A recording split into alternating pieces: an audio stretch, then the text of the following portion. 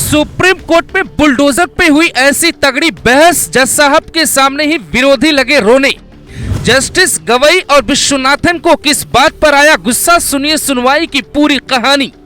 जब supreme court में चल रही थी सुनवाई, क्या कर रहे थे बुलडोजर बाबा, जानकर हो जाएंगे हैरान। सुप्रीम कोर्ट ने बुलडोजर एक्शन पे जिस हिसाब से टिप्पणी की है, उसके बाद से सवाल उठने लगे कि क्या बाबा के बुलडोजर पे स्पीड ब्रेकर लग जाएगा। जब सुप्रीम कोर्ट ये सख्त टिप्पणी कर रही थी तो सीएम योगी क्या कर रहे थे, उनका बुलडोजर कहां कहर बरपा रहा था, ये बताएं। उसके पहले सुनिए सुप्रीम कोर्ट में क्या क्या हुआ। जस्टिस गवई, किसी आरोपी का घर कोई कैसे गिरा सकता है, अगर वो दोषी है तब भी घर नहीं गिराना चाहिए। जस्टिस विश्वनाथन, कोई गाइडलाइन क्यों नहीं बनाई जाती जो हर राज्य में लागू हो। जस्टिस गवई, हम अवैध निर्माण को संरक्षण नहीं दे रहे, लेकिन जीएस तुषार मेहता कहते हैं कई बार नोटिस जारी करने के बाद कार्रवाई हो रही है। कुछ लोग आपके पास आए हैं, लेकिन जिनके घर तोड़े गए हैं वो नहीं आए। ये लोग इस कार्रवाई को डर्टी बताना चाह रहे हैं। वकील दुष्यंत दवे, इसे डर्टी मत कहिए, आप हमेशा बिलो द बेल्ट वॉर करते हैं, सॉलिटर जर्नल की तरह ही व्यवहार करिए।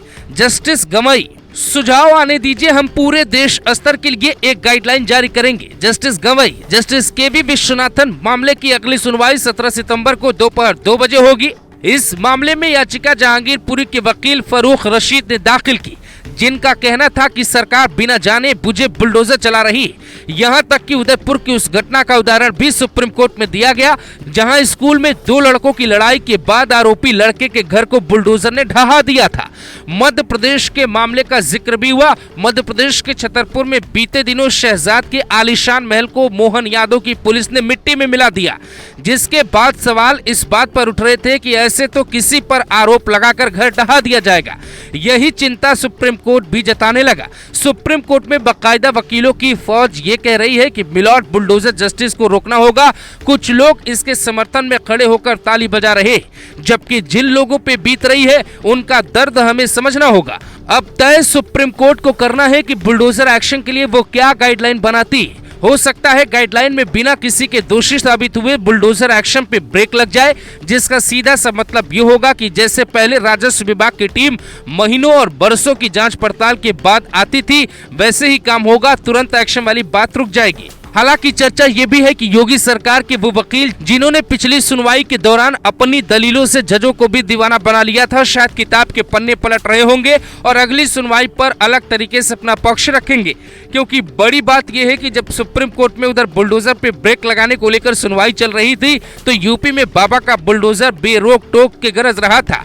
काशी से मैनपुरी तक बीते 48 घंटे में कई ऐसी तस्वीरें आई जिस पर अखिलेश यादव सवाल उठाते दिखे। अखिलेश ने ये तक लिख दिया, काशी के प्रतीक चिन्हों को विकास के नाम पर तोड़कर भाजपा सरकार क्या वाराणसी की विरासत को ही खंडित कर देना चाहती है। अब रोहनिया में 55 साल पहले 1968 में बने गांधी चबूतरा और भारत माता मंदिर को चौड़ीकरण के नाम पर तोड़ दिया गया।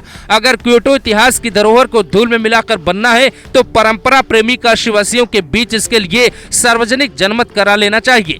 अब जनमत की बात अखिलेश यादव कहां से ले आए ये वही जाने, पर बुलडोजर एक्शन पे सुप्रीम कोर्ट की टिप्पणी से यह साफ है कि अगले 15 दिनों में देश में कुछ बड़ा होने वाला है, जिसका सबसे बड़ा यूपी की सियासत पे पड़ेगा।